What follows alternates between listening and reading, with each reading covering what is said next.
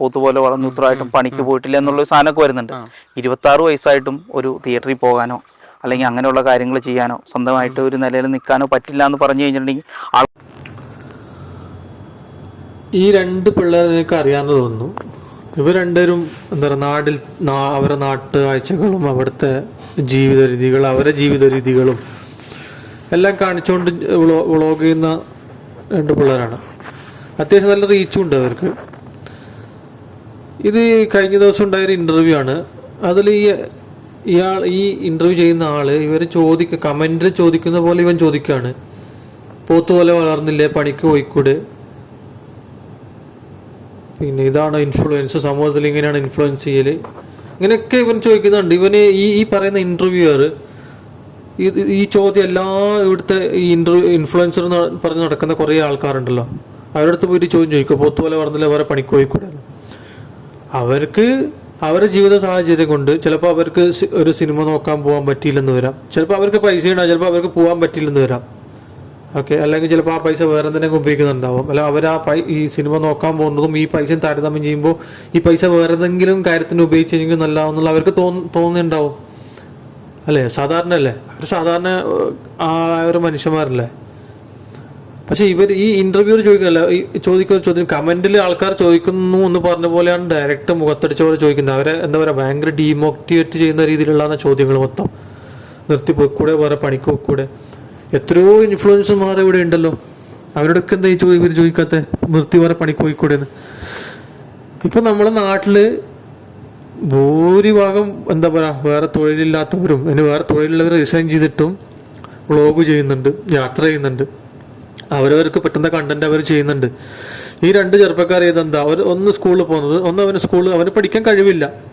Okay, അവന് പഠിക്കാൻ എല്ലാവരും ഒരുപോലെ ഉണ്ടാവുന്നുണ്ടോ, പഠിക്കാൻ പോകുന്നുണ്ടോ, ചിലപ്പോൾ 10ാം ക്ലാസ്സിന് മതിയാക്കുന്നുണ്ടാവും, +2 മതിയാക്കുന്നു. പക്ഷെ അവർക്ക് പഠിക്കാനുള്ള കഴിവുണ്ടാവില്ല, ചിലപ്പോൾ താല്പര്യം ഉണ്ടാവില്ല, ചിലപ്പോൾ വേറെ എന്തിനോടൊക്കെ താല്പര്യം. ചിലപ്പോൾ അവർക്ക് പണിക്കുവാനായിരിക്കാം, ചിലപ്പോൾ വെൽഡിങ് ആയിരിക്കാം, ചിലപ്പോൾ പെയിന്റിങ് ആയിരിക്കാം, ചിലപ്പോൾ ഡ്രൈവർ ആയിരിക്കാം, അല്ലെങ്കിൽ ചിലപ്പോൾ അവർക്ക് അവരുടെ വീട്ടിലും കൃഷികൾ കാര്യങ്ങൾ നോക്കി നിൽക്കാനായിരിക്കും താല്പര്യം. പഠിക്കാൻ താല്പര്യം ഉണ്ടാവില്ല. അപ്പോൾ പഠിക്കാതെ പണിക്ക് പോക്കൂടെ, എന്തിനാണ് സോഷ്യൽ മീഡിയയിൽ വന്ന് പിന്നെ അത് കഴിച്ചില്ല ഇത് കഴിച്ചില്ല എന്ന് പറയുന്നത്. അവർ കഴിച്ചിട്ടുണ്ടാവില്ല, അതായിരിക്കും അവർ പറയാം. കാരണം സാധാരണയുള്ളൊരു ഫാമിലിയിൽ നിങ്ങൾക്ക് അവിടുത്തെ ലൈഫ് മനസ്സിലാത്തോണ്ടാണ്. അവർ സാധാരണയുള്ളൊരു ഫാമിലിയുള്ള ഒരാൾ അവരത് കഴിക്കില്ല. അത് അവരെ കുറ്റം പറഞ്ഞിട്ട് കാര്യമല്ല. അവർക്ക് ആ പൈസ കഴിക്കുന്ന ഇപ്പോൾ ഒരു മന്തി വാങ്ങണമെങ്കിൽ 400-500 റുപ്പീസ് കൊടുക്കണം. ആ പൈസക്ക് അവർക്ക് വേറെ എന്തെങ്കിലും ചെയ്യാനുണ്ടാവും. ഇന്ന് ഇല്ലെങ്കിൽ ഈ പൈസ ഉണ്ടെങ്കിൽ ഒരാഴ്ച അരി വാങ്ങി അങ്ങനെ കഴിച്ചു പോകും. അപ്പോൾ അവർക്ക് അത് താരതമ്യം ചെയ്യുമ്പോൾ അവർക്ക് ഇതായിരിക്കും വലുത്. അപ്പം അവരത് കഴിച്ചിട്ടുണ്ടല്ലോ, അത് അവർ സത്യസന്ധമായിട്ട് തുറന്നു പറയുന്ന അവരെ വീട്ടിൽ. അതിന് എന്താ പറയുക, അവരെ ഭയങ്കര ഡീമോട്ടിവേറ്റ് ചെയ്യുന്ന പോലത്തുള്ള ചോദ്യങ്ങളും അവർ കൃത്യമായിട്ട് ഇതിൽ നിന്ന് ഇപ്പം വരുവാൻ സോഷ്യൽ മീഡിയ എന്നുള്ളത് ഇപ്പം എല്ലാവരും എന്താ പറയുക ഒരു പ്രൊഫഷനായിട്ട് എടുക്കുന്നതാണ്. അപ്പോൾ അവർ ഇതുവരെ ഒരു ബ്ലോഗ്, അവരുടെ നാട്ടിലത്തെ കനാല്, അവരുടെ നാട്ടിലത്തെ കാഴ്ചകൾ, അവർ ഭക്ഷണം കഴിക്കുന്ന അവരുടെ ജീവിത രീതികൾ, ഇതൊക്കെ കാണിച്ചാണ് അവർ ഈ വ്ളോഗ് ചെയ്യുന്നുള്ളത്. അത് ആൾക്കാർക്ക് ഇഷ്ടമാവുന്നതുകൊണ്ടല്ല ആൾക്കാർ ലൈക്കും പിന്നെന്താ ഷെയറും കമൻ്റൊക്കെ ചെയ്യുന്നത്. അപ്പം അതുകൊണ്ട് എന്താ പറയുന്നത്, വേറെ പണിക്ക് പോയിക്കൂടെ, ഈ വ്ളോഗ് മാത്രം ചെയ്തിട്ട് എന്ത് ചെയ്യാൻ. അവർക്ക് ഇതിൽ ക്യാഷ് കിട്ടുന്നപ്പോൾ അവർക്ക് ജീവിക്കാനുള്ള ക്യാഷ് കിട്ടുന്ന അവർ ചെയ്തോട്ടല്ലോ. മറ്റേ അവൻ പഠിക്കാൻ പോകുന്നുണ്ടെന്ന് കൃത്യമായിട്ട് പറയുന്നുണ്ട്. ഈ ഇന്റർവ്യൂവർ ചോദിക്കുന്ന ചോദ്യങ്ങൾ ഒരു അനാവശ്യ ചോദ്യങ്ങളാണ്. ഒരാൾ എന്താ പറയുക, അവർക്ക് അവരെ സാഹചര്യത്തുന്നുണ്ട്, അവർ വീഡിയോ ചെയ്യുന്നുണ്ട്. നിങ്ങൾക്ക് ഇഷ്ടമില്ലെങ്കിൽ കാണണ്ട. ഇന്റർവ്യൂ എന്നുള്ള രീതിയിൽ എന്തും ചോദിക്കാന്നുള്ള കാര്യമൊന്നുമില്ല. ഒരാളെ ഡീമോട്ടിവേറ്റ് ചെയ്യുന്ന രീതിയിൽ ചോദിക്കരുത്.